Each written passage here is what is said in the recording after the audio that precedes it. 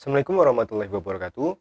Di kesempatan kali ini saya ingin membahas sesuatu hal yang penting terkait dengan para penerima bantuan sosial khususnya untuk bantuan sosial program Keluarga Harapan. Ternyata untuk bantuan PKH bagi anak sekolah ini bisa dihentikan atau bisa tidak cair lagi dikarenakan beberapa hal berikut ini. Nah, apa saja itu? Anda tentunya harus menyimak video ini hingga tuntas, jangan sampai Anda skip ya, agar informasi yang Anda peroleh bisa utuh.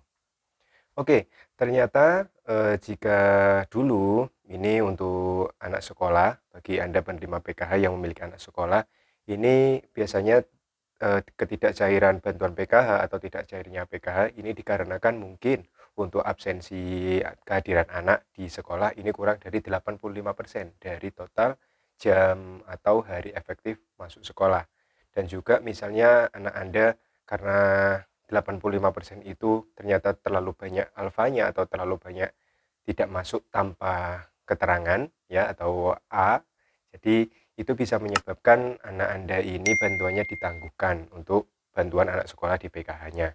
Nah, sekarang untuk sistem data yang kita gunakan adalah DTKS. Bantuan PKH bagi anak sekolah ini bisa tidak cair dikarenakan setidaknya ada dua hal penting yang sering dialami oleh para KPM. Dan ini menjadi pertanyaan ketika bantuan PKH ini cair. Ternyata di wilayah dampingan kami ini banyak sekali KPM yang memiliki anak sekolah ternyata memang bantuannya tidak cair, padahal sebelumnya ini cair. Kenapa bisa seperti itu?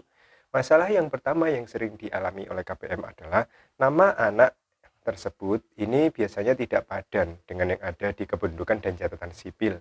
Nah, bisa jadi dikarenakan mungkin biasanya ini yang sering terjadi nama anak di akte kelahiran ini tidak sama dengan nama anak yang ada di rapot, tidak sama namanya anak dengan yang ada di KIP jika Anda menerima bantuan KIP Kartu Indonesia Pintar dan yang lain sebagainya. Nah, ketidakcocokan ejaan, ketidakcocokan huruf, dan ketidakpadanan data anak Anda dengan yang ada di kependudukan catatan sipil, sekarang ini mempengaruhi bantuan Anda cair atau tidak. Nah, itu berarti untuk masalah pertama ini, solusinya adalah pastikan nama Anda, nama anak Anda, NIK-nya ya bagi anak Anda yang sekolah baik itu dari SD hingga SMA, pastikan semua datanya ini sudah padan dengan yang ada di kependudukan dan catatan sipil. Tidak ada lagi nama yang berbeda antara data yang satu dengan data yang lainnya.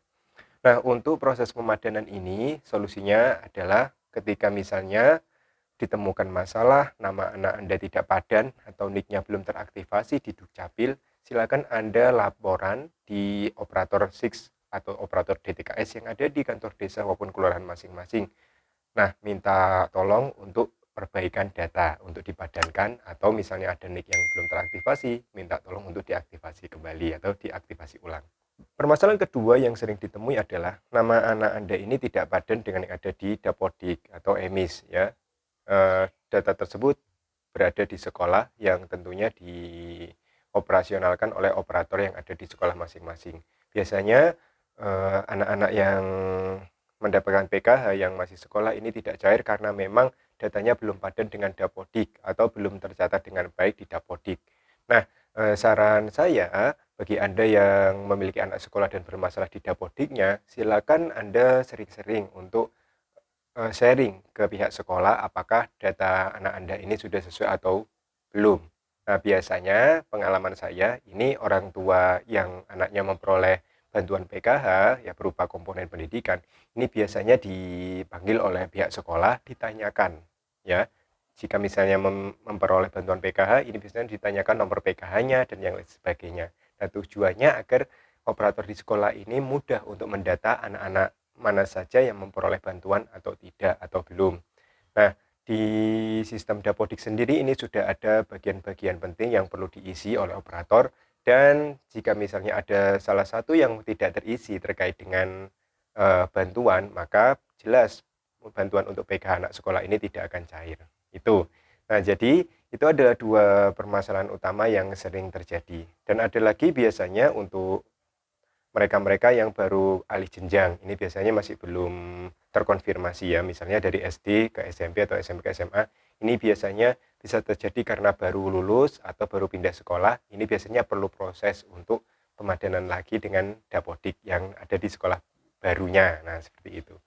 Oke, itu saja informasi yang bisa saya berikan terkait dengan penyebab dan solusinya jika misalnya Anda menerima bantuan PKH yang memiliki komponen pendidikan, baik itu anak SD, SMP, hingga SMA. Semoga informasi ini bermanfaat, terus dukung perkembangan channel Inspirasi Oktara. Saya akhiri, wassalamualaikum warahmatullahi wabarakatuh.